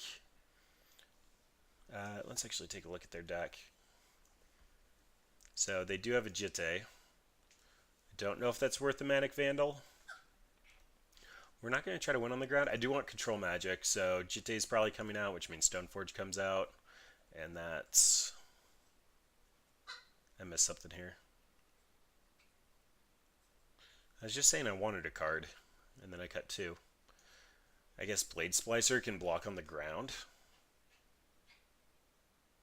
Somebody's like, 13, you're an idiot. You just said you wanted something, then already lost track of it. Jitte seems fine. I want to be able to kill their Mana Dorks if I get something out kind of early enough. Alternatively, it's just Blade Splicer at 3 mana. Jitte's better for a curve. Yeah, seems fair. Alright, so this could potentially be the last game of the night. We get Needle Spires. We have all 3 colors, interaction, card advantage, and a threat. Yep, all things I want to see. We're on the draw. Hopefully we find something a little bit lower in the CMC curve. Although, as I just pointed out, we have multiple 3-drops and not a lot of 2-drops. That was their draw for the turn. Island here means I can clone a instant or sorcery. think Fairgrounds Warden will be better as a answer to a threat than to just take a mana dork. Well, that's kind of a threat. That's really a threat. So here I'm thinking Geist, just so that I can actually start attacking in. And then after Geist can start attacking in, I can get rid of their blocker. Hopefully their Tireless Tracker. They should have enough mana to Tireless Tracker and go sack a Clue. Alright, threat it is. Let's see what they got.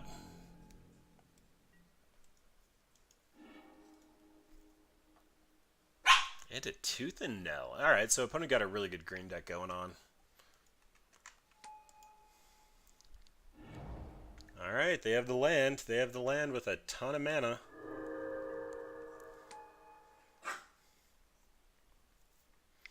So they get 4 mana here. And that's a Pulachronos. Fantastic. Alright, so I have 3 must-answer threats on the table. I'm probably on Fairgrounds Warden. Yeah, I'm not blocking that. Fairgrounds Warden try to draw into this Terminus. Oh, hello. Cast Fire, 2 damage, 2 Tireless Tracker. So that's going to be... That'll give me 3 mana left. So I can clone a spell. Do I actually want to do something different then? So I can do 2 here, 1 here, 1 here. They're just left with a Pulachronos on the table.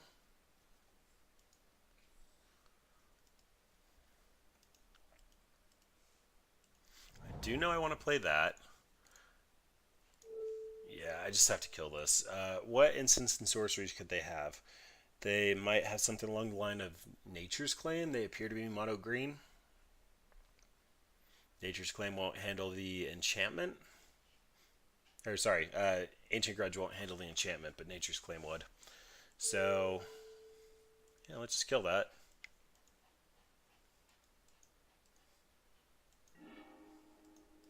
Then I'm on defense. That feels horrible.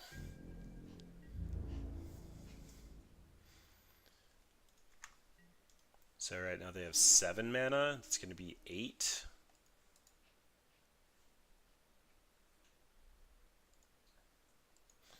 None of these things are good. So they drew the Ooze. They'll be able to play the Ooze, but that's going to eat up their Cradle Charge.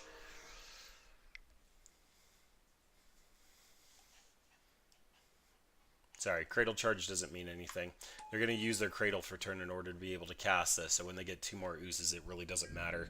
This Terminus is going to start getting really good in a minute here.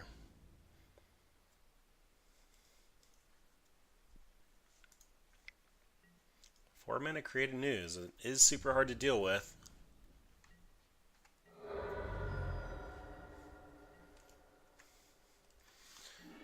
Also grows the Oozes. Alright, so there's 5 mana. I can steal Pulachronos. I can steal the Ooze. I can just Fairgrounds Warden, take Pulachronos, so that they can't just monster it, nuke my board. Going to be looking at taking 8 and potentially 9 damage off of that. Fairgrounds Warden can block, draw into a white source might be the best play. Alternatively, I can just chump block with Geist and then Factor Fiction into a white source and Terminus.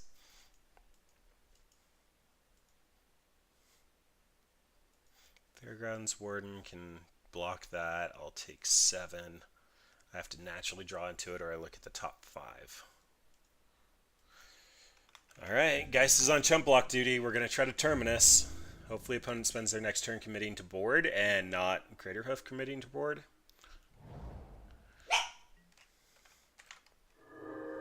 So they drew a forest, played a forest off the top.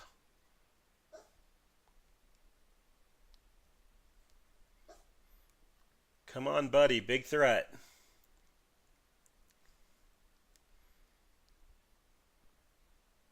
Factor Fiction into Burst Lightning White Source is probably my best.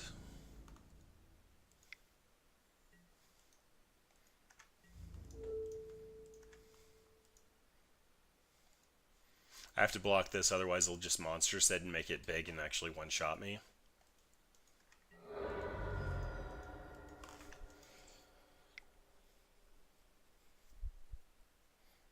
Alright, big mana. Okay, they're just making a news. That's actually the conservative play and the smart play.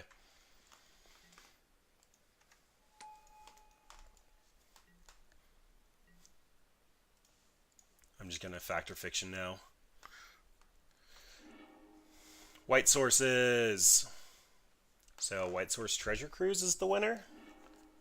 Avalanche Riders doesn't really do a whole lot because clearing their board is going to make Guy's Cradle horrible.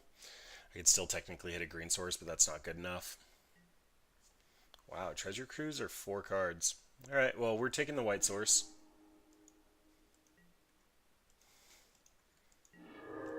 And a hasty threat kills me, but I've been in worse situations. Can't think of one, but I've been in worse.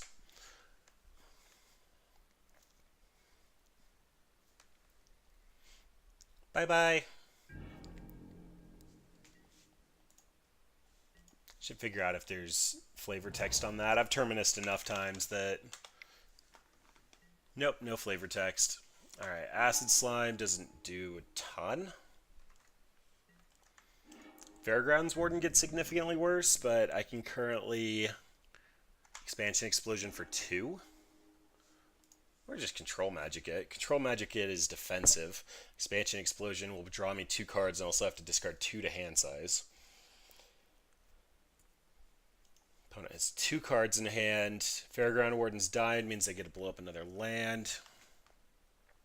Control Magic on Emrakul seems best, but I don't think they have a ton of action if this is their play.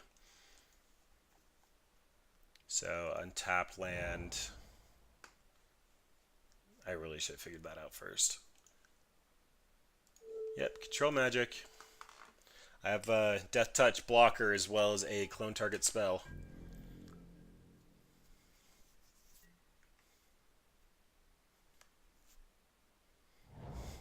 And Splinter Twin on Aesthetic Slime is super good considering it's not in my colors. Put in 7 mana, Tooth and Nail. Alright, Zealous Conscripts for the win.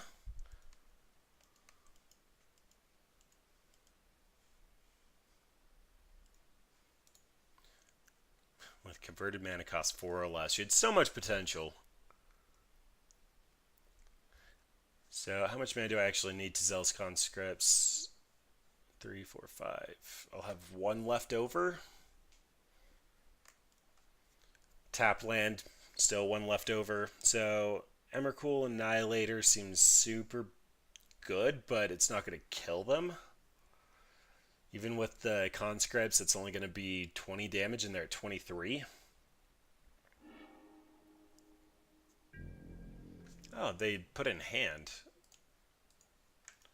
Okay. So, Ooze and Carnage Tyrant.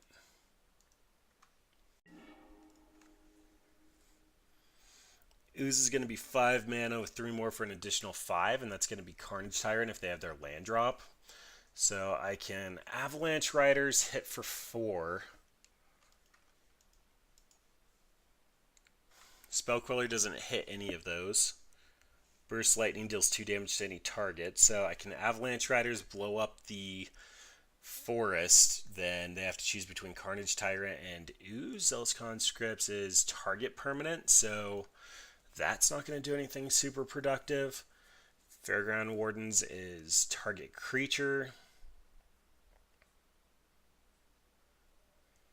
Wow, this is getting rough. So I can Expansion Explosion them for 2 still. I can just hold that up for the Ooze if that's what their plan is. Then when they run it out, I can kill it. They'll end up having, with the trigger on the stack, so that would mean that they have 4 mana with 1 creature. So 5, 1, 2, 3. They'll have 3 mana. That seems pretty decent. So Fairground Warden's taking Ooze is good. Can't take Carnage Tyrant, so this will be Expansion Explosion for 3. Emrakul can kill them with Zealous Conscripts. There's a lot of different lines here, and this is why I really love Cube, is there's a lot going on.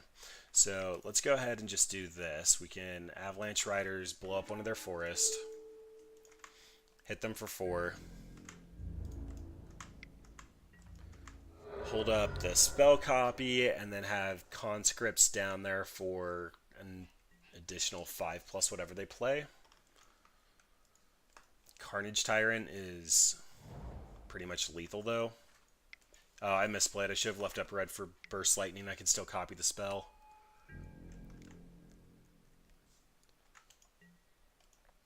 So I can pay the Echo cost and still flash in a Spell Queller. I'd survive. Yep, I think I have to pay Echo cost here. That's the 4. That's the 4. Then that way I can actually hold up Spell Queller as well. Resto Angel. Unfortunately, Control Magic is going to fall off if I target the Acidic Slime. Also don't really have the mana to be doing any of this. Alright. Trade your creature and 2 of mine for a Carnage Tyrant. It does not feel good.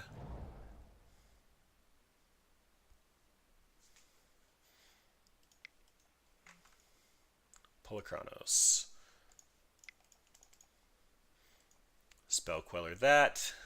They're going to get it back, but that's still 5 more damage I'm hitting with.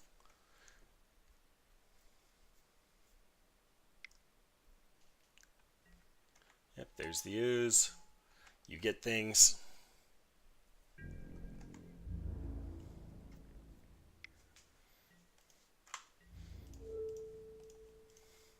So this is going to negate 5. Yep, I just have to do that. Ouch. Fairground Wardens will at least be able to do something about the ooze. So I can Fairgrounds Warden, eat the ooze token for realsies. Oh, I can actually even Resto Angel and then take the Polychronos back. Is this 2 triggers or 1? That's 1. Alright, so I can only keep 1 thing underneath it, but that's going to be the ooze token first, so it just permanently disappears, and then Resto can eat it. Or is that winning? 3, 4, 5, 2 more, 4, and 2 more. Oh boy. Alright, so Expansion Explosion is for 3. I can kill the ooze, but then I'm dead on board.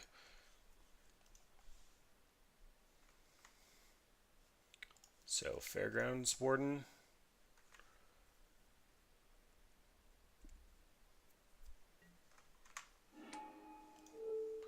Eat the ooze token. Then Restoration Angel. I've got to do this. Oh, they just have too much mana. I don't think I actually win from here. I think I just killed myself. So they get a Polychronos. Okay, I still have an out. It's they attack in, or sorry, they monstrous Polychronos, try to kill my Fairgrounds Warden, then I flicker it with Resto Angel, take the Polychronos, and then kill the ooze in the combat step. If they decide to attack. If they don't, I just untap and Burst Lightning the ooze.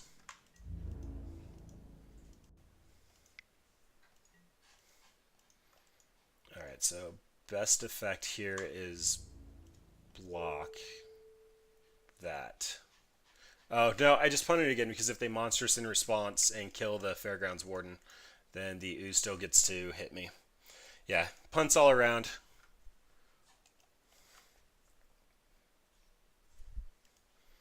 I just punted for 2 turns in a row, so opponent gets to take it.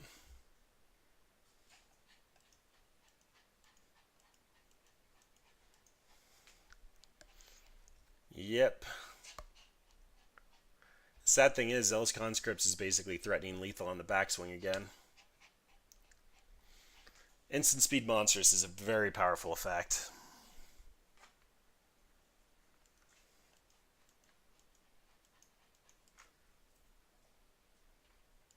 And I felt like I was just like 1 mana shy this entire game.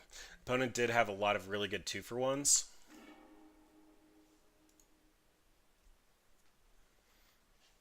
Yep. So they kill the Fairground Wardens, then I'm not blocking the ooze. Take lethal and die. Alright, well, I definitely could have taken that. That one's 100% on me. Pyroclasm not being an instant means I'm not going to be able to kill the ooze before the instep trigger. Moat is kind of coming back to looking pretty good. Probably just like that.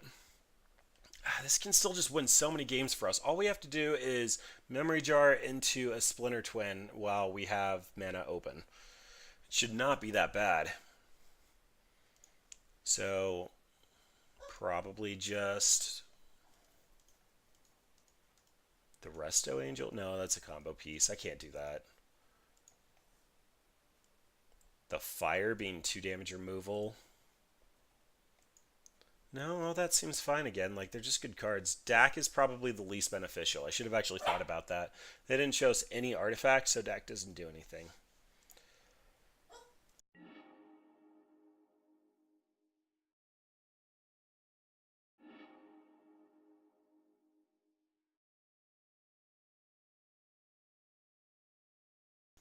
Sorry, it was dying again.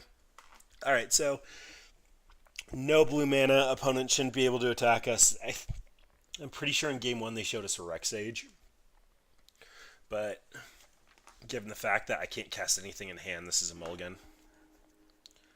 This is slightly better. I could kill their elf on turn 1, evoke the Muldrifter, and kind of get my card advantage back from mulliganing. And unfortunately I need the 3rd mana for Muldrifter, so I can't really risk that.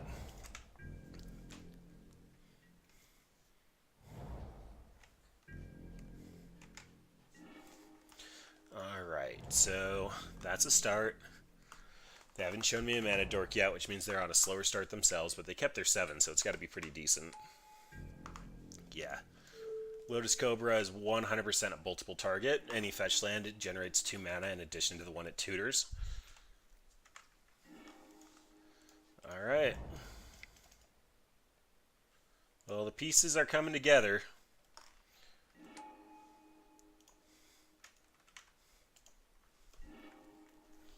And there's a Fire and Ice, so that's a start. Didn't hit my land, though.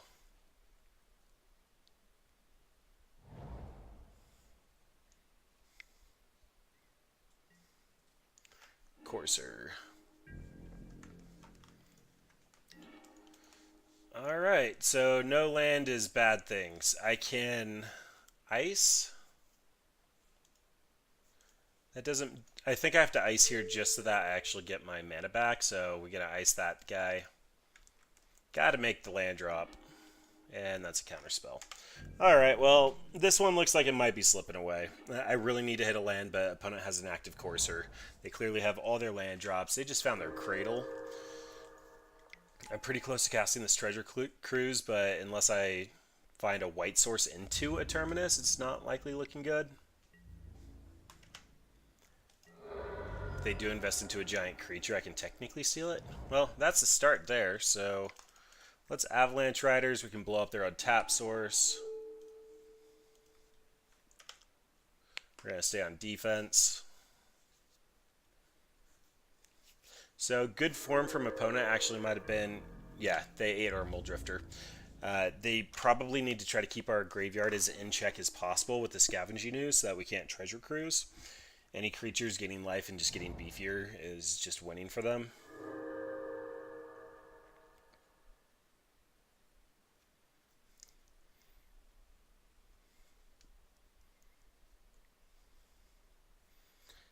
Yep. So they found a ton of good utility creatures. I'm not paying Echo, so I'm just going to eat the 3 damages it represents the most. They'll be able to eat the Avalanche Riders after it dies, but whatever. Terminus? Blue source. Okay, so I'm looking at 5 damage on the table. Opponent left back their Mana Dork as well as, well, 7 mana. I have to imagine that they have something for 7 mana, but in the meantime, I just need to Treasure Cruise and try to find my Terminus. I'd prefer to Miracle it, obviously, but I need a board clear.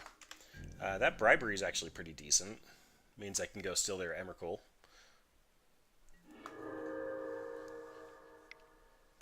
Opponent's just trying to eat the graveyards.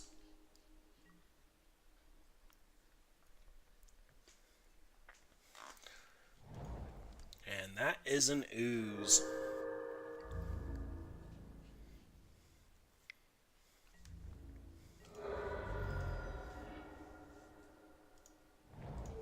Alright, let's see if we can pull this off.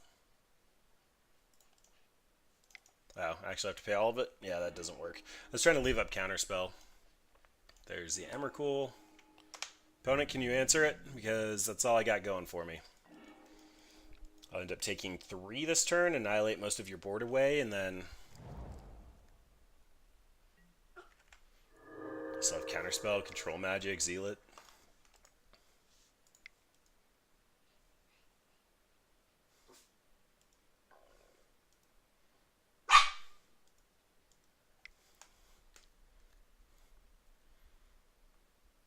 Fractured Identity on Courser is starting to look a little tempting. It means I'll be able to play lands and gain some life.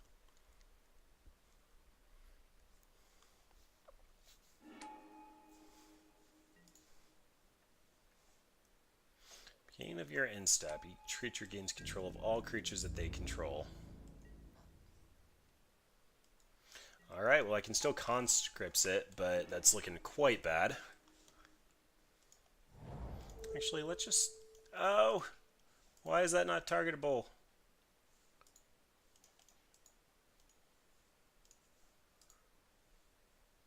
Protection from colored spells. Ah, the new Emrakul messed me up. I thought it was protection from instants. So I can Memory Jar, opponent's not close to milling out. I can Emrakul bounce this, that doesn't do a whole lot. I can Zealous Conscript steal it, annihilate for 6, but that's not going to kill them, then they get it back at end step.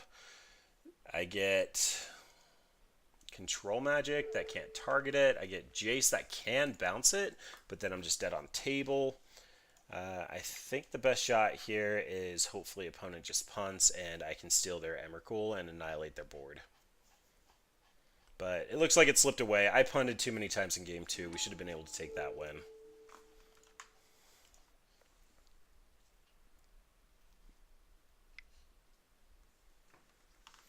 Ooh, opponent's got some action. Nope, they're just eating it. Fair enough.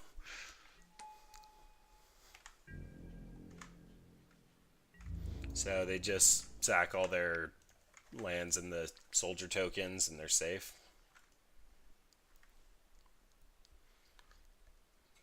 Well, I tried. I really did.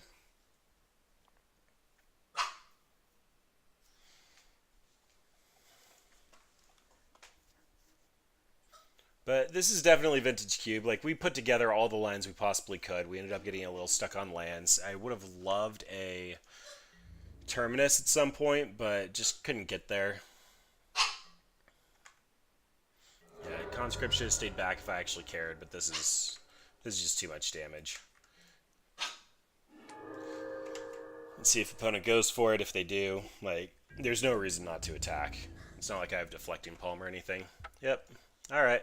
Well, GG's opponent. So, that was Vintage Cube. Not the best run. We were basically playing a no-ban-less Modern deck. But yeah, I actually really, really recommend you play this. If people are interested, I can post my proxy Google Drive link.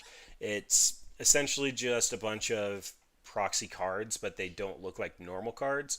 There are a couple of problems, like I think Bloodstained Mire, Blood Crypt is misspelled, but they're all things I pulled off of eBay, not eBay, Etsy or Pinterest. Just really good cards. Love the play of this. Like, we ended up losing after getting Annihilator 6 trigger off, just because opponent kept gaining life off the Courser. There were a couple of nut draws in there, but I had fun. I highly recommend anybody play it on MTGO. That was actually the initial reason I signed up for MTGO. If not, printing out your own Vintage Cube in paper. I always get requests for people wanting to play it, take it to card shops. Highly recommend, but thanks everyone. Be sure to keep an eye out for new videos from Squirrel Dealer, and have a good one.